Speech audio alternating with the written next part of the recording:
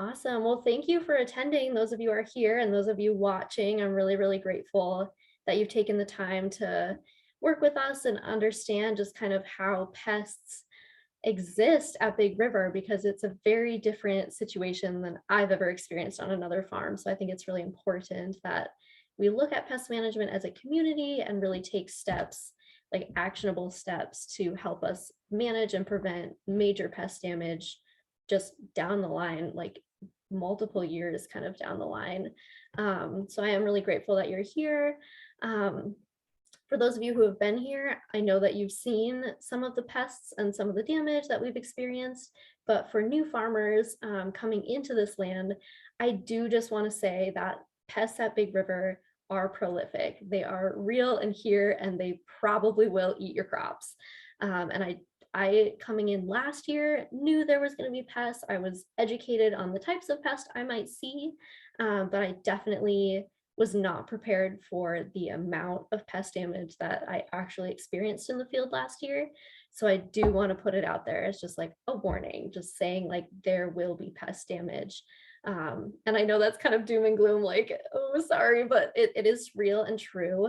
But luckily we are a community and we're stewards of the land, and we have the power to grow our land and really help it become more sustainable, more sufficient, so that, and stronger and more resilient to the types of pests that are out here and the damage that they can cause to the things that we're trying to grow to feed our community. So that's just kind of my like overarching just like warning, but also like call to action. Like we can take steps as a community to fix some of these kind of pest issues that we've been having. So we're not here to just like completely, eradicate pests or say like, oh, we can prevent them, because we can't prevent them, but we can mitigate and reduce the damage that they may cause to our crops over, the next 4 or 5 years. It might not happen this year, it might not happen next year, but as a community, if we just keep working towards cultivating healthy crops, we can do it. I think we can kind of fix some of the pest problems out here. So that's just kind of my call to action. My class, I really want to share with you guys a few resources that I've created, but also Aize was Kazua's intern last year. He also created a really wonderful pest resource kind of like identification guide. So I want to share both of those resources with you tonight, and then also let you know that those resources have been professionally printed by Kazua. Yesterday, she's gotten both books, the IPM one and then also Aize's pest guide book, printed, and they're going to be in the office. We'll have copies in the office for you to reference and look at. So everything you see on my computer tonight, we will have hard copies available and accessible for everyone. So we just want to make sure that you can look at that resource whenever you need it. It's very exciting. So I think I'll get started by just sharing Aize's pest book first. We had a pest identification class like a couple months ago with kind of an external farmer, and I listened in on that one a little bit, and he gave some really good, just like how to identify, here's some things. But Aize, because he was intern, created this really beautiful pest guide that I want to share with you. So let me get my screen sharing and then I'll show you that first. Let's see.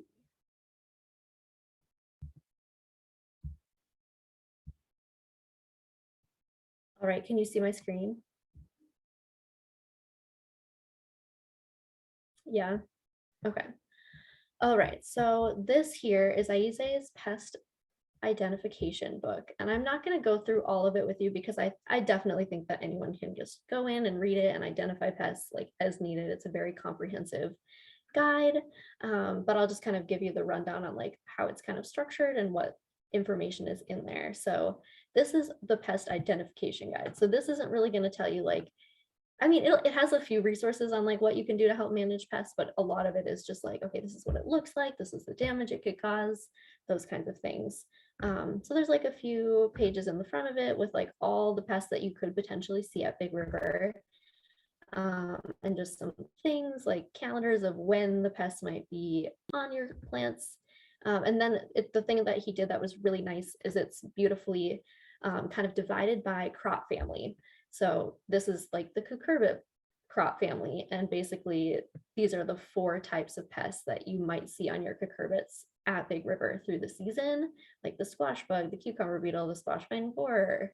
And here, if you keep flipping through his book, he has like the specific pest and then how to identify the life cycle, some ideas on how to manage it. It's a lot of words, but it's a lot of like good reading and tips and resources. So he kind of has that for each bug, like the cucumber beetle, the squash bug, and some other things about the cucumber beetle. So you can kind of flip through in the office or this digitally to help you identify some of the things that you might be seeing. And this is going to be helpful when you're in your field too, and you do see an insect that you don't know. It'll be good to just go and like look at this book and be like, is it a pest or is it beneficial? You know, you can Google it, but we also have these beautiful resources. So I think that's really important. You can also come find me or anyone else who can help you identify as well. But this is another like really great resource. So then he has kind of the nightshades. And again, there's just all of the pests associated with nightshades. And he has this like beautiful information, the life cycle, all the things that you can kind of go through. So I won't bore you with like me talking about like every single pest and bug and like what's here, but I just want you to know that this is a resource and it will be in the office for you to look at when necessary. And if you have questions about this at the end of class too, like we can look back at it and talk about it and look at specific pages as well. But I'm going to transition and I'm going to focus really on this this idea of integrated pest management.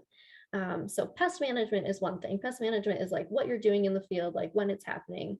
But this idea of integrated pest management or IPM is kind of this holistic approach. It's saying like, I know that I will have pest damage. I know that my field is probably going to have things that I need to deal with.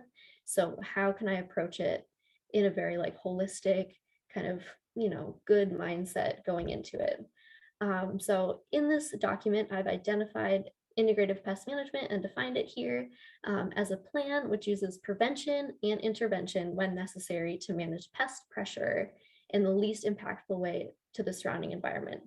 So specifically, integrative pest management or IPM is really focused on like, how can I manage pests without destroying the ecosystem? Like you think about conventional farmers and conventional ag, all of this corn and soy is just completely run by pesticides and herbicides that we're just continuously spraying. Like, I can't believe we even have, you know, crop dusting planes. Like we, as a community and as a society, have like invested in infrastructure to just spray crops that, yeah, maybe lead to a little bit more yield, but at the end of the day, they completely destroy our ecosystem. So integrative pest management is a different way of looking at that and saying, okay, I know I want to manage my pests some way, but I don't want to harm the environment when I do that. So that's kind of how I define it. And I look at it as really just like that prevention first and then intervention later. So it really just kind of builds an understanding of the role pests play in the whole ecosystem and act as a long-term solution. So we might not see immediate solutions, like immediate changes this year, but over time, over the next 5 years, 6 years, we should see a change if we're implementing all of these practices. So there's the contents, and then this is what's critical. If you only take away this like little pyramid of information from tonight's class, that would be a total win for me. So I was thinking about like, okay, how can we apply IPM at Big River? And then I was like doing some research and I kept finding these like pyramids, like kind of everywhere. Everyone was like, oh, there's this like triangle approach that you can take to like doing IPM.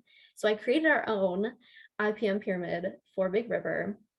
And basically, like any pyramid, you start at the bottom, you start at the foundation. So step number 1 for IPM for Big River is going to be prevention. So we're really going to be thinking about like, how can we prevent pests first before we manage them? So, I mean, obviously we already have them, so we're going to see them this year, but we can still take those preventative measures right away. And then moving up the ladder, up the pyramid, we have our second part of the foundation, we have our habitat and sanitation. So thinking about the diverse habitat on our fields, the cleanliness of them, what does it look like to use a trap crop, those kinds of things. So that comes next when you manage pests in an IPM setting. And then kind of third on the rung is the physical. So using your hands to pick, removing your pests, squishing the things, So we're just kind of like moving up in these things that you can do to prevent pests. And then as you keep moving up, you hit the biological. So what can you use in the ecosystem to help you manage pests like nematodes or ladybugs or things like that? And then finally at the very, very top, which you're hopefully not going to use, but if you have to, because the pests are just that bad, we have our chemical. So this is kind of the approach you can take. Like, okay, for example, I see a cucumber beetle in my field. Like, what have I done to prevent that? Have I like created healthy soil? Have I done crop rotation? All these things. Okay, well, I've done all that, great, but I still have the cucumber beetle. So I'm going to go up to my habitat and sanitation. Are my fields clean? Have I used trap crops? Have I made a diverse habitat? Okay, yeah, I guess I have, but the cucumber beetle is still there. You know, we still see it. So then what comes next? Physical removal. So taking them away, picking at them, removing them with a bucket, whatever you need. And then they could either go away or they could still be there. And then you're kind of thinking about the biological step. And then finally, if you need to spray something, but you've tried all these other methods, that's when it's okay to turn to those. I guess like my main idea behind this whole pyramid is that we're thinking about all the steps we can take to prevent pests before we spray. Spraying comes last, and I know that sometimes it's necessary. I completely understand that. And I definitely like support it if you're doing it in a mindful way, if you're doing it in this IPM approach way, or if you're doing it in this way where you're using it, it's like a side note, you know. But this pyramid is kind of the IPM approach that I think Big River farmers should take when we're going through it. So the rest of this guide is just kind of going through like each of those pyramid steps and just giving you like tangible examples, like tangible things that either I've tried or other Big River farmers I've observed trying, or I've seen on other farms. And obviously this can be added to. So if you've worked on another farm and you want to share like, oh, this really worked for me and this could fall under like the physical removal of pests, like let's put it in there and we can do that. So I'm going to talk about prevention first because we are just starting to plant right now. Like it's on the top of our minds, like going in, we're just starting to plant. Prevention can still happen and we can still put in place all sorts of preventative measures to make sure the pests that we do see, you know, don't damage our crops as much as they have in the past. So my whole idea about prevention is it's really all about the mindset. You're going into your field and you're looking at your field as kind of like an immune system almost. And if you can use practices that help support that immune system and help boost it, over time, your plants are going to be happier and healthier, and they're going to be stronger and more resilient. So I kind of think about it like your gut or like your immune system. And if you, as like a human, are eating good foods, you're eating things with probiotics in them, you're eating a diverse diet, all these kinds of things, like your gut and immune system is going to be healthier and more resilient to disease and illness and sickness and pests, you know, all those kinds of things. And I really want us to look at our field that way as well. Like if we can build the immune system of our soils and our plants, then the pest damage, hopefully over time, will be less. So that's kind of the approach and the mindset that I really encourage a lot of you to take going into your field. So now I just have some tangible examples on how to prevent, like what you can, like things you can do in your field to just prevent pests in general. So cover cropping is like number one, like absolutely we can cover crop things that are out of production, things that have just come out of production. Like for example, you've harvested a bed of carrots, you're not planning on planting anything there, like you can broadcast cover crop and rake it in and let it grow. Obviously we planted winter rye, which is now coming up in everyone's field. We planted it last fall, so everyone has a cover crop base to start with right now. And kind of the goal of cover crops is you're building your soil organic matter, you're reducing erosion, you're retaining water in the soil, you're increasing diversity, you kind of have this living green situation on your field, which is really lovely, and it kind of suppresses weeds as well. So all of the benefits of cover crop really like help support that immune system of the soil. It's keeping it there, it's not letting it erode when we have big rains like last night. And it's just a really, really good thing. So they really help build your soil fertility. So I highly recommend using cover crops. Just a side note as well, I know this has been mentioned before, but Big River for 2022 has purchased cover crops that all farmers have access to. and they're in the storage barn. And I'm hoping later this week to make a little video on how to use that seed. But if you want to learn, you can let me know, and you're welcome to take any cover crop seeds from there to use in your field as you're going into the planting season. Another way that you can really prevent major pest damage is using compost. You can either make it yourself, which Amelia was going to really kind of work on teaching us how to do that through the season, because I don't know much about making my own compost, but I think it'd be really great if as a community we can do that so we don't have to outsource it.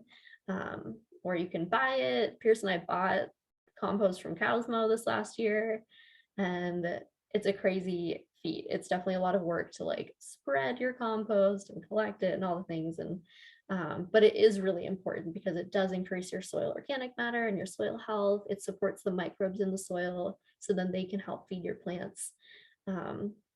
So that organic matter, just so everyone knows, is really just like giving the microbes in your soil food to eat so that they have like carbon source, they have organic matter to break down. And when they're active and breaking that down, then they can help feed the root system of your plant. So then your plant is uptaking nutrients kind of in a symbiotic relationship with those microbes. So it's all about the soil health and kind of that soil food web. But yep, cover cropping and compost is really important. The next thing in the prevention that you can really work on doing is crop rotation.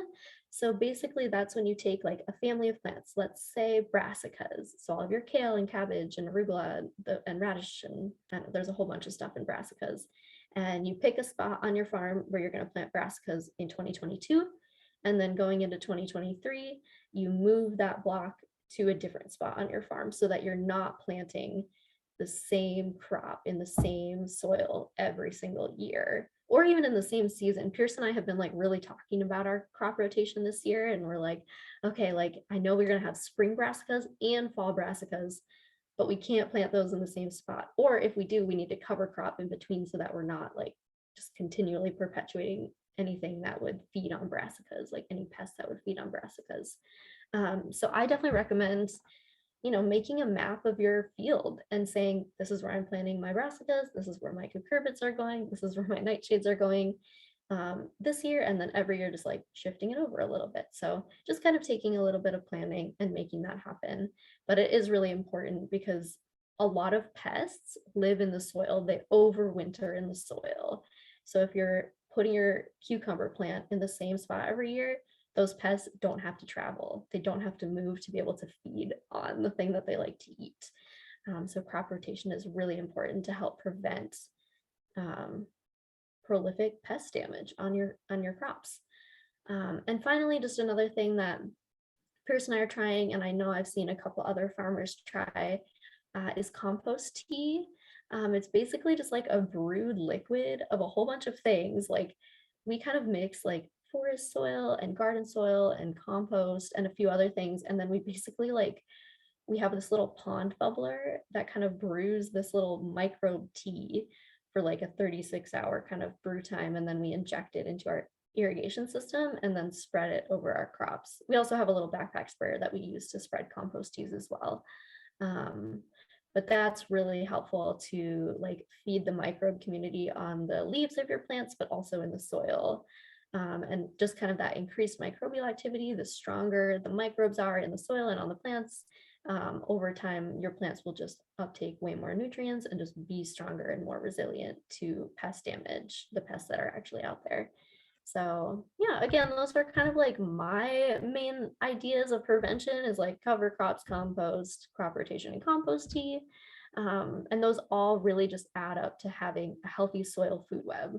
Like the more we can build organic matter, microbes, fungi, bacteria, all those things that plants need to grow in the soil, then our crops are going to be really healthy and thrive. And even because we do have pests, like the pests hopefully, like they're going to eat the plant, but the plant will be better at repairing itself and repelling, like resisting some of that pest damage over time. So I think if we can really focus on that as Big River farmers, like we are winners. I mean, there's all sorts of things we can do, but really focusing on prevention and building that healthy soil food web is going to make a big difference. So I encourage you to just like look through some of those ideas going into your planting season and figuring out like which ones can you apply to your field, because I think that a lot of them are pretty tangible and doable, and I think that we can make them happen. So that's kind of the prevention piece of the pyramid. Next on the pyramid is kind of the habitat and sanitation. So thinking about like as you're preparing your field, like are my fields clean? Are there like giant piles of like old organic matter that like pests could overwinter on, or um, do I have a lot of weeds, like all these things, and what sort of diseases are in my fields? Do I see a plant with some sort of disease? Sorry, I'm not very good at identifying diseases on my plants, so I would definitely recommend looking at like IUSA's pest book or just like researching some of the diseases. I mean, for example, like blight is a huge one in tomatoes, but that's also like not from pests. It's very different, but it is good to be aware of. But it is good to kind of just make sure your fields are clean. You're kind of removing old plant litter or moving it away from your crops so that they can kind of have air and space and breathe a little bit better.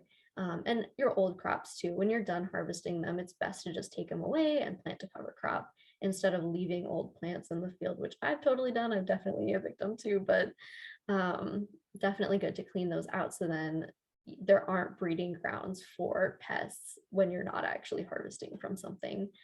So keeping your fields clean is really important. Also, diverse habitat is really important. So if you are planting kind of in crop blocks and doing crop rotation, you should get some of that diversity.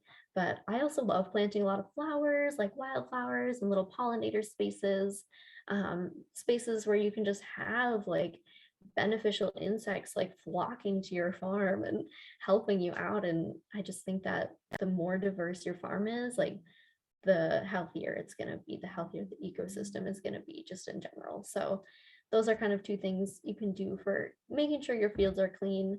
The habitat piece, you can also use trap crops. They are really effective, but I do want to warn you, if you are using trap crops, like you are creating a bit of a breeding ground for the pests that we're trying to reduce.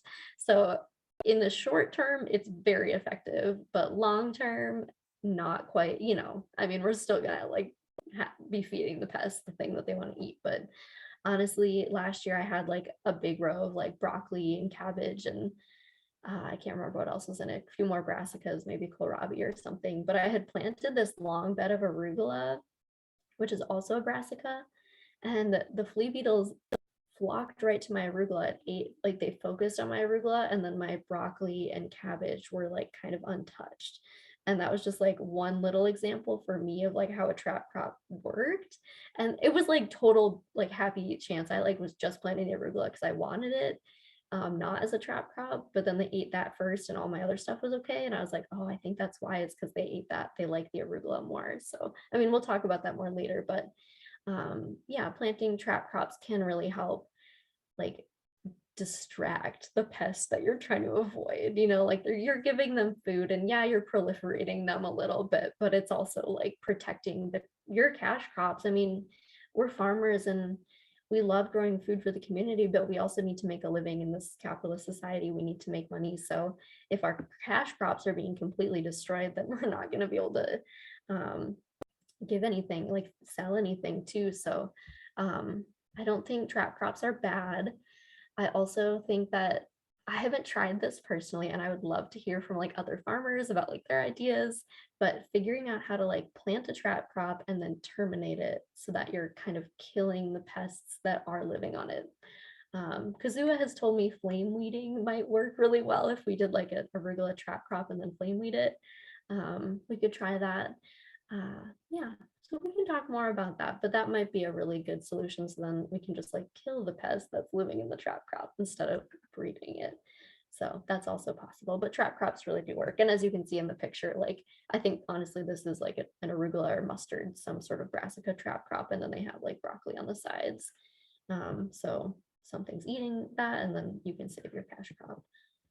Yeah, so those are kind of like the best ways of like habitat sanitation, like managing pests in your field. Oh, I do have a couple more things on this one as well. So I just have some trap crop examples.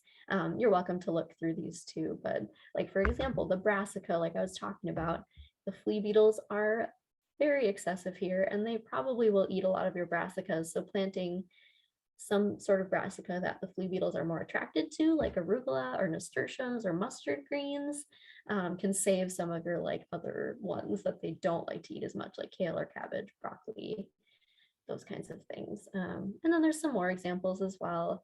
One that I'm trying this year, and I know May was going to try as well, is for cucumber beetles, which are very prolific.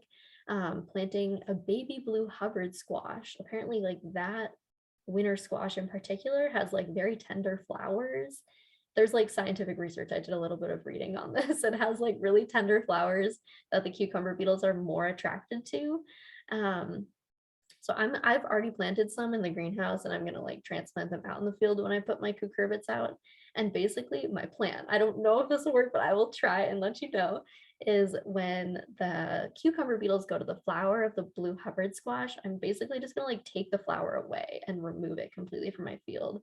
So I'm not trying to like hand squish or pick or anything. I'm just like catching them and then taking them away. We'll see, might work. I'll keep you posted. But yeah, you're welcome to read through this. And if you have any other examples on like best trap crop practices, I'd love to include them too. So feel free to let me know. The next rung on the pyramid is the physical. So we're really thinking about like, how am I physically removing pests from my field when they're there? So I've done, all the preventative measures. I've made sure my fields are clean. Now it's time to start hand picking, which I can guarantee you we're all going to do in the field, at least at some point this season. So hand picking obviously is like, I see a pest, like a potato beetle or a cucumber beetle, something that doesn't, I don't know, like a cabbage looper, those don't fly and they're really easy to hand pick. And basically you just have to like grab them with your hands and put them in a bucket and carry them off the field. May is really good at hand picking. This is like her specialty. So she's talked to me a lot about that, but she did bring to mind that it's really important to have like a pest bucket with you. Just like put one in your car, put one in your truck or whatever, and just have a bucket with you so that you can, if you do see them, you're removing them from your field. I definitely got caught into like squishing a lot last year, and I probably could have been like actually like physically removing them and just take them away, like burn them or I don't know, whatever, just get them off the field is really important. So yeah, carrying a bucket. And then obviously you can see in these examples here, there's kind of like, so the first picture is a picture of squash bug eggs. And these actually live on the underside of your zucchini, winter squash, potentially cucumber leaves. And they're like these little hard brown eggs. And honestly, last year I like hand squished a whole bunch of them and it was such a waste of time. I literally should have just like torn the leaf off. I know it's like a little more for the plant to like recover from, but it'll be more effective to be able to just like tear that little piece off and take it away instead of like squishing it and missing a few. And then cucumber beetles, what May recommended, the best thing to do, kind of like I was talking with the baby blue Hubbard squash, is like waiting until the cucumber beetles have crawled into the flower, and around noon is kind of when they're all there. That's kind of like midday is like when they start to hide and eat the flower. It's just like picking a few like sacrificial flowers from your field and like taking them away, like moving them off the field is really important. And then I just have like a whole table of like, okay, here's a bunch of pests. Here's the best way to handpick. Here's the best way to remove them. So you guys are welcome to read through that. And I can always add information too if you have insight as well. Another good thing to use in the physical sense is traps. The examples that I've kind of shown here, we don't really have a ton of slugs, but if you are on like a wet farm that's like has a very wet, damp kind of environment, you can use like traps to trap slugs. I know Kristen last year used cucumber beetle traps. She actually created these like beautiful yellow water jugs, like milk jugs that she hung up in her field because they are attracted to yellow. That's the color of a squash flower and a cucumber flower. So they actually like went in there. We'll have to ask her opinion on how effective that was, because I know it took her some time to collect all the milk jugs and spray paint them yellow and set it up. So it'd be interesting to hear her insight on that. But I know that that is another effective way, or like way that you can trap cucumber beetles. Also, we definitely have rodents in the field. So if you're feeling inclined, you're welcome to use a live trap to trap them and like transport them away from the field, just getting them out of there. We have a lot of 13-line ground squirrels, groundhogs, Yeah, lots of rodents, so be wary. They might eat some of your plants, and they're probably going to. But live trapping is good. Also, just regular traps are fine too for like the small ones. But I don't think we have a ton of mice in the field, so maybe live traps. And then the final kind of physical measure that I highly recommend, especially for brassicas, is floating row cover. And I actually took some pictures of floating row cover in my field that I'm going to show you at the end of this class. But basically, it's just like a lightweight, like really thin, like white cover that goes over your plants, specifically brassicas, and it really does help prevent flea beetle damage. But I'll show you some more examples of that at the end so I can show you like what materials I use to set that up. Oh yeah, and if you do, I know you can cover like cucumbers and zucchini, squash, and those kinds of things, but they do have like flowers and they need to be pollinated in order to produce a fruit. So if you're like opening it for an hour each day, just kind of making sure the like beneficial insects like bees and ladybugs and stuff that kind of help with your pollination get in there and can do that action. And then finally, like moving up the tier, you've done your physical, your hand picking, and oh my gosh, there's still like so many things on your like pests on your field. You can use some biological measures. So beneficial insects are really important. They're basically predatory insects that eat specific garden pests, just to help you kind of maintain that population control. So we do have a lot of ladybugs in our field, which is kind of cool to see. So making sure the ladybugs have habitat, like have space to live and grow and reproduce so they can eat some of those like soft-bodied things that they like to eat. That is really helpful. I know praying mantises also eat lots of like soft-bodied things, and they're definitely a predatory bug, definitely beneficial, but I haven't personally seen any out on our field. I also don't know what it like under our organic certification if we can release beneficial insects. I don't know that for sure. I think you would, if you did, you would have to like get it approved through Wendy through our organic certifier to be able to release them, but I'm sure it's not unheard of. But beneficial insects are important. Um, and then yeah, just some of my insights on how to attract beneficial insects is planting like wildflowers. I know sweet alyssum is kind of that like little this white flower here, is really good at like attracting ladybugs and those kinds of things. But like yarrow and thyme and chamomile, those like little flowering plants are really important. Yeah, to just kind of help draw those predatory insects to your field. So these are some examples of predatory insects that you can see. So we have like a lady beetle larva eating potato beetle eggs, which is really awesome. And like there's a picture of a praying mantis eating a cabbage looper moth. So there are things in the ecosystem out there that can help us manage pests. And I think it's really cool if we can, as a community, like help support those things in the ecosystem to help maintain balance in our fields. So there's some examples. You're welcome to look through them, and let me know if you have more as well. Yeah, and then here's also some more examples. So again, welcome to look through it. And then also in the biological category, we have beneficial microbes and fungi that you can also use. If you are applying these, a lot of these types of things are, they require like an organic certification or be approved by Wendy. I think the 3 examples that I've listed here are already on our organic certified list, so you're welcome to use any of these.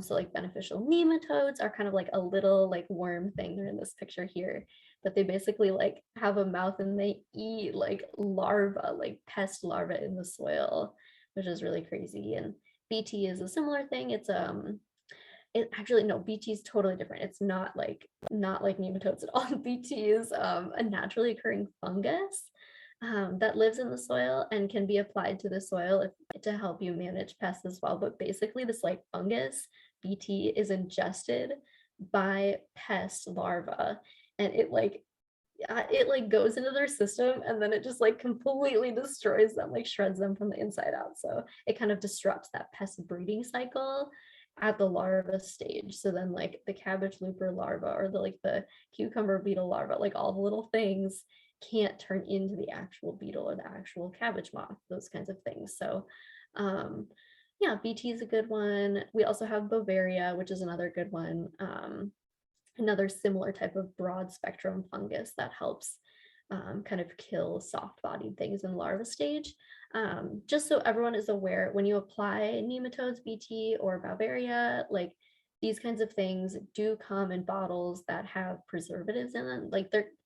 They're putting like live things in like a chemical preservative. So when you spray it, there are other ingredients that are going to be going into your soil, going into your field. So yes, the beneficial nematodes are like there, but it also is good to just be aware of like the other ingredients that are going to be going onto your crops. In case you don't want to spray them on the things you're eating and just want to spray it on a trap crop, or just want to spray it on like part of your cover crop field to help kind of benefit the soil that way. So just something to be aware of.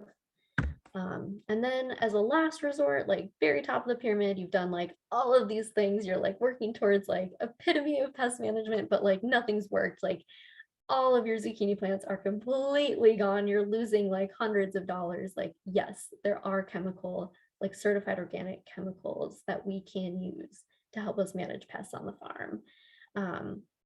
And I definitely have some examples. Oh yeah, so like here are some examples that I know we've used in the past. Like Pyganic is kind of this broad spectrum thing, but it really does help kill the cucumber beetles kind of like right there in that moment. And neem oil, I haven't personally used, but I know some of the other farmers out here have, and I'm sure they could speak to what it does and how it's benefited them. And then there's like a few other things too. And like examples that I've given in this book are already on our organic certified list. So we are approved to use any of these if needed.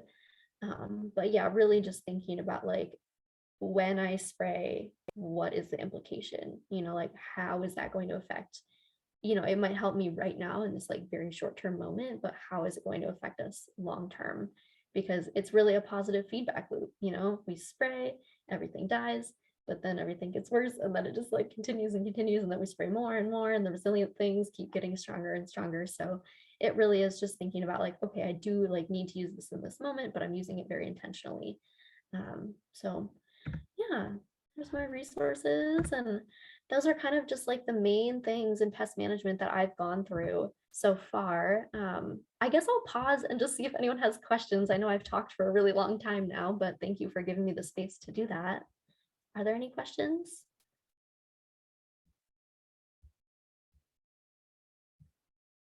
Totally fine if not.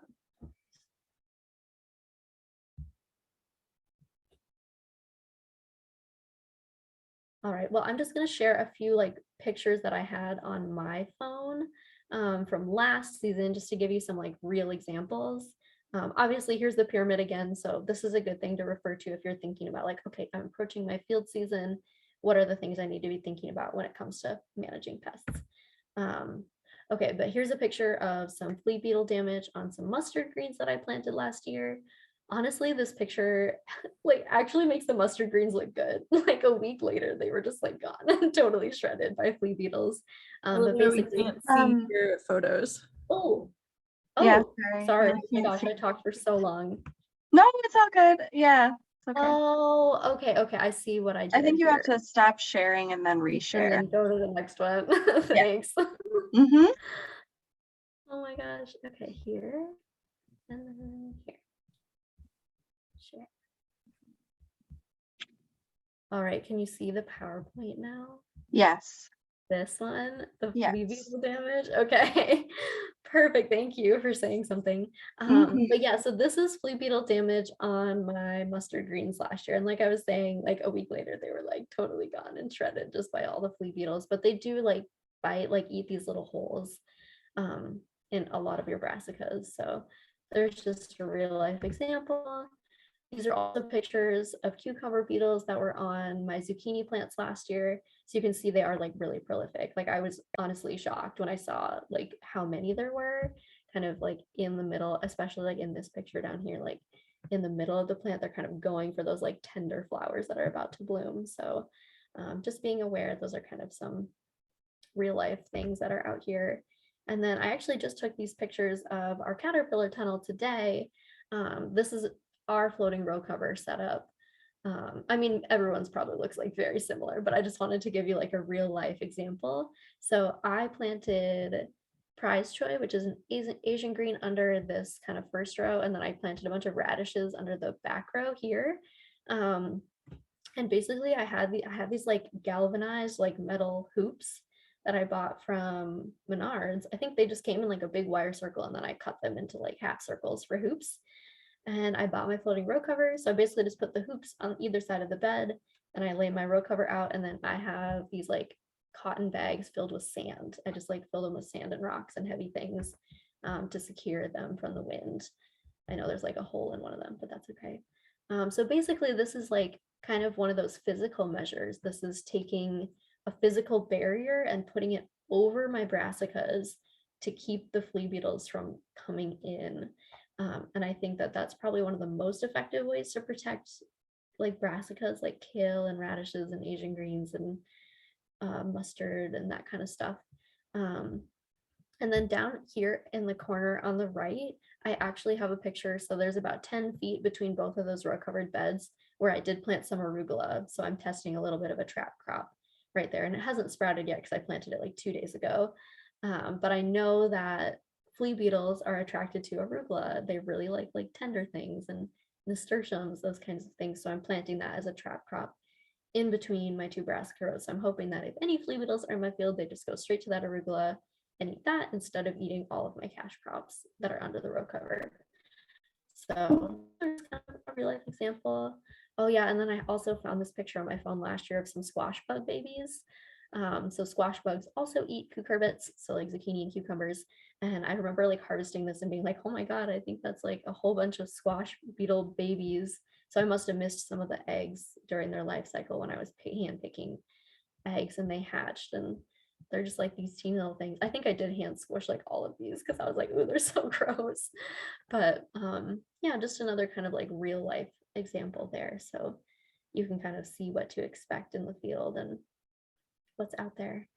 Yeah, that's kind of all I have so far for you guys. I'm really grateful that you're here and able to listen. Are there any questions about like some of the real life things or things that I've experienced at Big River, or just about this kind of IPM pyramid approach that I'm encouraging us all to take? Eleanor, Matt was asking in the chat, I don't know if you have the answer to this, but can farmers use the flame thrower for pest management this year? And is there any rental fee or training required for that? That's a good question. And we should check in about that. We can definitely, farmers can absolutely use the flame weeder. So it's just like a backpack flame weeder.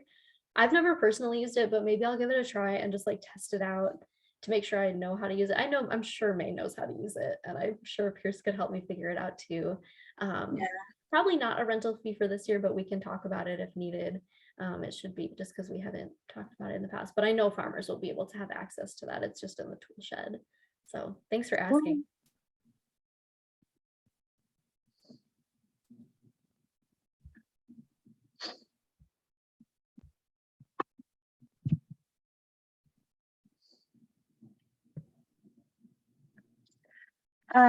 Do we kind of want to open up this next portion of the class for returning farmers to share any pest management practices that they've used on their farm that they would like to share with us? Yeah, I would love to open up the space. Any returning farmers here and want to share some insights? I would love to hear from you and just get your opinions.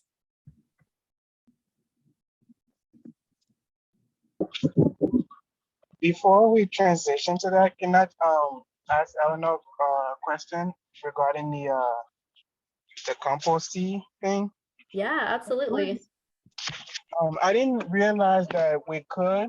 So if that's a possibility, maybe there's something that we well, possibly I can look into next year. Maybe a big river farm can have like a list of approved like compost. I know you said you got some from Cosmos last year. You know, just a list of some, and then other things. Because I guess the point I'm trying to get at is like the goal is to, you know, to be able to do things that is approved and within the boundaries of, you know, within the scope to be able to practice on the farm. So I guess that's what I'm trying to get at. But I guess everybody do things a little different. So it's good to kind of have an idea what you can, you know, be good for a compost tea. Yeah, absolutely. And I think the ingredients that Pierce and I use in our compost tea, we did some compost tea brewing last year, and all of the ingredients that we used were on the approved list. And if they weren't, we just emailed Wendy right away and said like, hey, can we use this ingredient in our compost tea? And if it was approved, then we could put it in the brew. But yeah, I totally agree with you. Yeah, just kind of like doing that early in the season and making sure that everyone's prepared and ready. And I think there's still tons of time too to be able to spread compost tea. So if you wanted to chat with me, we can talk about like what ingredients I use and the recipe. There's a whole bunch out there that are effective, but Pierce and I have one that we like. So we've kind of stuck with that. I know Emilio has some experience with compost tea as well, and I'm sure he'd be happy to share what ingredients he's used and recommends, and how to do that as well. Awesome. Thank you. Yeah.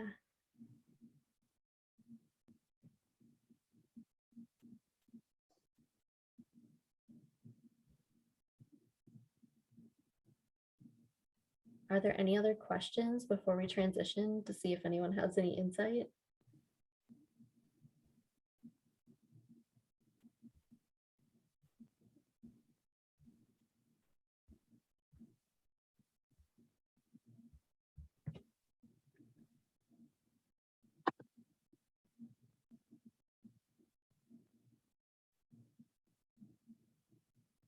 All right, we could probably transition. Are there any returning farmers that want to share? I know I see Kristen's here and Mallory, sorry, and Nathaniel are all here, and I know they were here last year.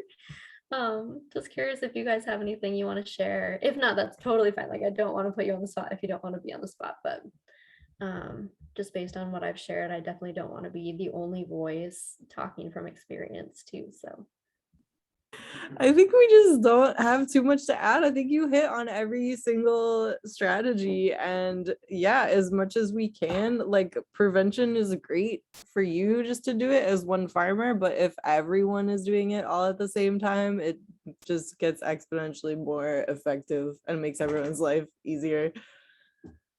yeah, absolutely. Thanks for seconding that.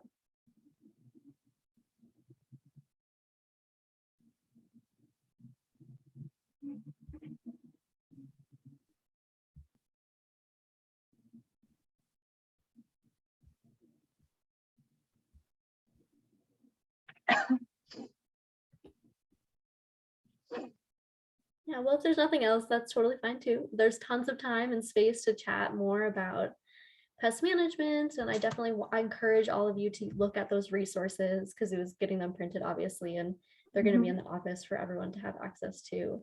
But yeah, if we can really just focus on IPM and pest management and doing it as a community, like we're all here together and making that happen would be really incredible.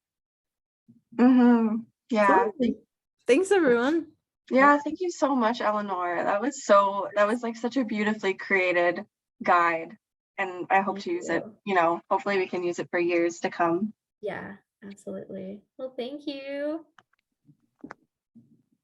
Yeah, thank you, Eleanor. Yeah, of course. Thank you, everyone, for being here.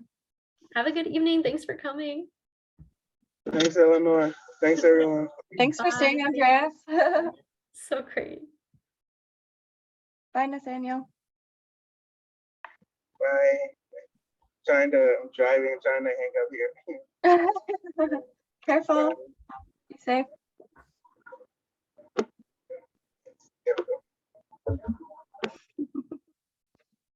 Thanks so much for hosting, Becca. Is there anything else I need to do or no? At the end of class. Okay. No, that was so awesome. I learned so much. Like, I'm so I read through it, but like you explained so much more by going through it. And yeah. I've worked on a lot of different farms myself, and like they've never, like every farmer has a different approach, but yeah, it was like a lot of, like, it just always seemed kind of chaotic, once it happens, you're like, okay, what do we do? Like, right. It's a lot of just like, we immediately go to like the picking. Mm-hmm. And I think a lot of the farmers that I worked with, they were really like, a lot of them had been farming for years, but and trying to build their healthy soil and things like that. But it takes time, there's always pests, you just have to manage them. So it's true.